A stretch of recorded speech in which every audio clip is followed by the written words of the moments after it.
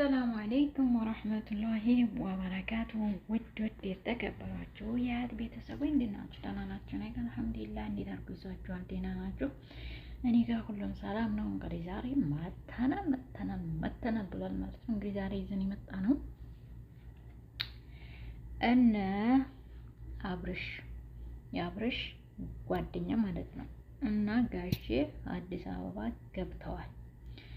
የገቡበትን መንገድ ሩታንና አብርሽን ለማስታረቅ ነው ማለት ነው እና ዱአ አድርጉላቸው እንዲታረቁ እና እንግዲህ ዛሬ ያው ጋሼ አዲስ አበባ ገብቷል። አዲስ አበባ የገባበት ምክንያት ሩታንና ያው አብርሽን ለማስታረቅ ሲቀጥል ደግሞ መጀመሪያ ይህን ነገር ከማስታረቄ በፊት የምናገረው ንግግር አለኝ።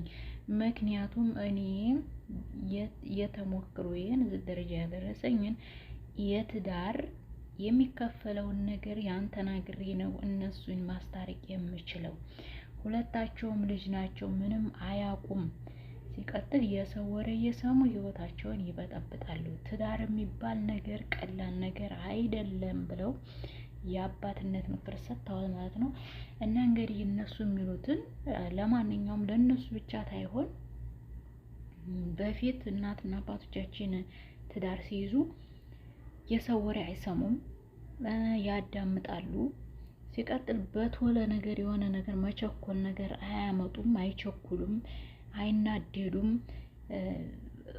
በአሁን ሰዓት ላይ እኮ ትንሽ እንኳን ተመተሽና ትታ ነው የምትሄደው ማለት ነው። በፊት ግን በእናቶቻችን ጊዜ ሲመቱ እዚህ ደረጃ ደርሰናል። ተመተው ተደብድበው ነው እኔ ሲያርጉ ማቀው ትዳራቸውን ይዘው እኔ ስተማርክ ድረስ ቤተሰብ ውስጥ ትዳር ውስጥ እየተመቱ ምንም እያሉ አትሄድም ነበር ሴት ልጅ እንኳን ሌላ እንኳን ጎረቤት ማንኛውም ቤትና እናትና አባቷ ቤት እንኳን አትሄድም። ተጣልታ እንኳን ቢሄድ አልሄድም ብላ ቅርብ ያለ ሽማግሌ ካለዛችሁ በአጠገባቸው ሄድ ብለው እንደዚህ ብለው ጠዋት ያ ሽማግሌ ወደ ቤቷ ይመልሳት ነበር ማለት ነው። በጣም ኃይለኛ ጠብ ካልሆነ በስተቀር ቤተሰቦቿ ጋር አትሄድም ሴት ልጅ ማለት ነው። እና በአሁን ሰዓት ላይ ግን የመቸኮል ነገር ስላለ አንደኛው ትዳር የሚጠፋበት ነገር ምንድነው? የመቸኮል ባህሪ ያለን የሰው ነገር ማዳመጥ፣ ያ ሰው ምን ይለኛል ምናምን እንደዛ አድርጎብሽ እንደዚህ ብሎብሽ እየተባለ አይናቸው ያላየውን ነገር በፈጣሪ ዘንድ እኮ ያስጠይቃል። አንድ ሰው ምንድነው የሚለው በእኛ ለምሳሌ ባልህን ሚስቱ ወንድ ጋር ተኝታ እስካላገኛት ድረስ ምስክር የለውም ያን ሰውዬ። ነገር ግን በሸሪዓ ሚስትህም ላይ ፍረድ ባልህም ላይ ፍረድ የሚባለው ለምሳሌ እሷ ባሏ ሌላ ሴት ይዞ አብራ ተኝታ ብታገኘው አዎ የፈለገችውን መሄድ ምናምን የፈለገችውን ማድረግ ትችላለች። ነገር ግን ገና ለወሬ በወሬ ነገር ትዳር ማበላሸት ይሄ ተገቢ አይደለም ብዬ ነው የማስበው እኔ። ምክንያቱም ተገቢ አይደለም፣ መረጋጋት ያስፈልጋል። እንዴ አንዳንዴ እኮ ዘወር ብለን ማሰብ ይኖራል። እንዴ እኛን እኮ እናትና አባቶቻችን እኮ ሲያሳድጉን እንዴት አድርገው ነው ያሳድጉን እዚህ ደረጃ እንዲህ ሲደርሱ ብለን ወደ ኋላ ማየት አለብን። ምክንያቱም የእነሱን ፈለግ መከተል አለብን። ተቆጥተው ተማተው ሴት እኮ በፊት ስንቱን መስዋዕት ትከፍላለች። ወንዱም ይመጣል በቃ የሚያውቀው ነገር የለም። እንደዚህ የሰው ወሬ ያዳምጡም እንዴ አንቱ እኮ ነው የሚሉት፣ ማክበራቸው ማለት ነው። ትንሽ ትልቅ አንቱ ነው የሚሉት እንግዲህ በሀገራችን ማለት ነው። እና አሁን ግን እንኳን አንተና ክብር የሚባል ነገር የለም በፍጹም ማለት መከባበር የለም ምን የለ። በቃ አንተ ምንድነህ እኔ ምንድነኝ፣ እኔ በሳለሁ አንተ ትብሳለህ እየተባባሉ ነገሩን እያከረሩ ህይወትና ትዳር ይበጠበጣል ማለት ነው። ዋናው ትዳር የሚበጠበጥበት በቃ እኔ በልጥ ነው፣ እኔ ምን ተስኖኝ ያችላታል የሰው ወሬ ትሰማለች። በዛም ምክንያት ያ ትዳር ይበላሻል ማለት ነው። ስለዚህ ጋሽ በጣም የሚመክሩት ምክር እናዳምጣለን ማለት ነው። ምክንያቱም ለማንኛውም ሰው ለእነሱ ብቻ ሳይሆን ላላገቡትም የሚጠቅም ምክር ነው ብዬ ነው የማስበው። ለምን ቤተሰብ ብዙ ነገር አሳልፏል። የበፊት ትዳርና የአሁን ትዳር እኮ የትም አይገኝም። በፊት እኮ መከባበር አለ። ባሏን አንቱ ነው የምትለው። በጣም ነው ባሏን የምትፈራው የምታከብረው። አሁን እኮ መከባበር የሚለው ነገር የለም። በቃ በባልና በሚስት እኮ አንተ ምናምን ምናምን ይሄ ጀዋል ተመጣ ይሄ ሚዲያ ከመጣ እኔ ህይወት አለ ትዳር አለ ብዬ አላስብም። በቃ የሰው ወሬ ይሰማል፣ ህይወት ይበጠበጣል፣ ከዛ ይፋታል፣ ይለያያል። ግን ለምን ነው እኛ በእኛ ጊዜ ተረክመን ነው እንዴ? አንዳንዴ ተረክመናል መሰለኝ እኛ የኛ ዘመን ሰዎች ማለት ነው።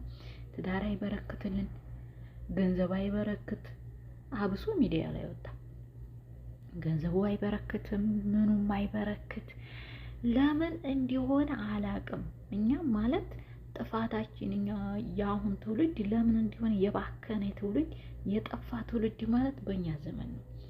የምትሰሙት እንኳን እኮ ደህና ነገር ራሱ አትሰሙም። የሆነ የተጨማለቀ የምትሰሙት ወሬ በጣም አንዳንዴ ታስበው ጌታዬ ምን አጥፍተን ነው እንደዚህ በእኛ ዘመን ልጆች በእኛ ጊዜ ያለ ነው ህይወታችን የሚበጠበጠው፣ ትዳርስ የማያምረው፣ ደስተኛ የማንሆነው ምንድን ነው እላለሁ።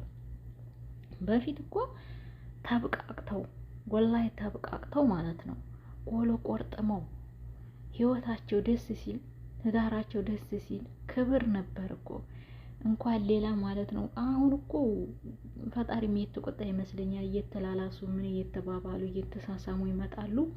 ያን ፈጣሪ የማይወደው ነገር ስለሆነ ይመስለኛል። አላቅም ህይወቱም ትዳሩም የማይበረክተው ብዬ እላለሁ። እና የእናንተስ አስተያየት እንዴት ነው? እኔ ትዳር የማይበረክተው ነገር አንደኛው ይሄ ነው ብዬ ነው የማስበው። ከእናንተ ደግሞ አስተያየት እፈልጋለሁኝ፣ መልስ እፈልጋለሁ ማለት ነው።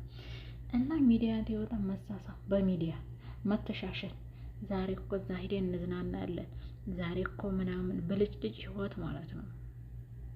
በፊት ግን እዛች ቆርቁሳር ቤት ሆነው ያለ ፍቅር ያለ ደስታ ያለ ርዝቅ እኔ ምን ልበላችሁ። በቃ ሀብት ማለት በእናትና በአባቶቻችን ጊዜ ቀረ።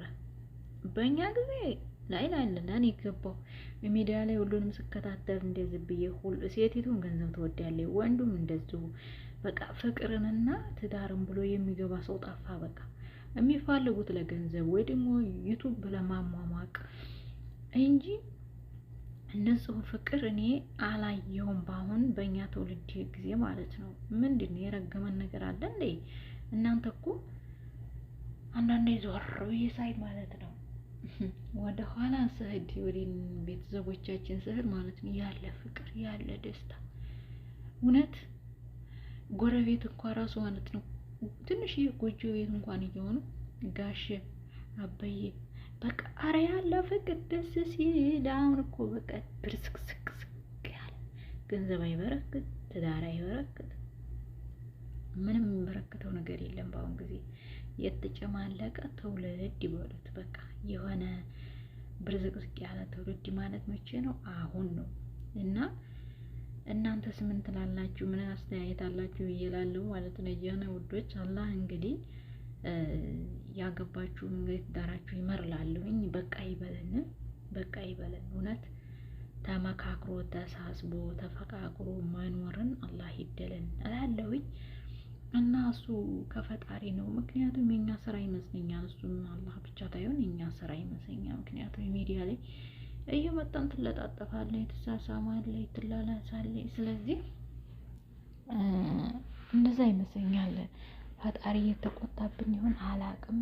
በእኛ ጊዜ ህይወት ደስተኛ የሚሆን የለም አብዞ ሚዲያ ላይ ወጣ ሰው እና እንግዲህ አብርሽና ሩታን እንግዲህ ፈጣሪ ያስታርቃቸው።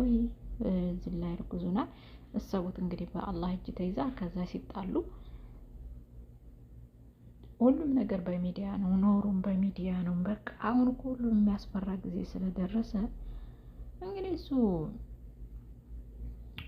ወደ ልባቸው ይመልሳቸው፣ ወደ ቀልባቸው እንላለን። አለዚህ ካንኛ የምንለው ነገር የለንም። ስናስበው ስናየው በጣም የሚያስጠላ ነገር ስለሚሆንብን ግራ ተጋብተናል ማለት ነው። እና አላህ ፈጣሪ እነሱንም ያስታርቃቸው እያላችሁ ዱአ አድርጉላቸው። እንግዲህ ጋሽ እንኳ አዲስ አበባ ተሄደ እንግዲህ ያው እርግጠኛ ነኝ በዛ በዚህ ብሎ እንደሚያስታርቃቸው ፈጣሪ እንግዲህ ልቦና ይስጣቸው ሁላቸውንም ማለት ነው። እንግዲህ ሩታም ወደ ቀልብሽ ተመለሽ፣ ወደ ቤትሽ እንግዲህ ተመለሽ እያላችሁ ሁሉም ባለበት መቆጣት ነው። አላህ የባከነ ትውልድ እውነቴን እኮ ነው። በጣም የጠፋ ትውልድ ነው እላችኋለሁ የኔ ወዶች። አላህ እንግዲህ ምንም ማድረግ አይቻልም። እሱ ሁሉን እሱ ኸይር ሲያሻው ነው፣ እሱ መልካም ሲሻልን ነው እንጂ በጣም እንትን የሚል ነው እላችኋለሁ የኔ ወዶች፣ የኔ ቅኖች ማለት ነው። በጣም ወዳችኋለሁ፣ አከብራችኋለሁኝ። አብሽሩ፣ ይመቻችሁ። መልካም ምሽት ይሆንላችሁ።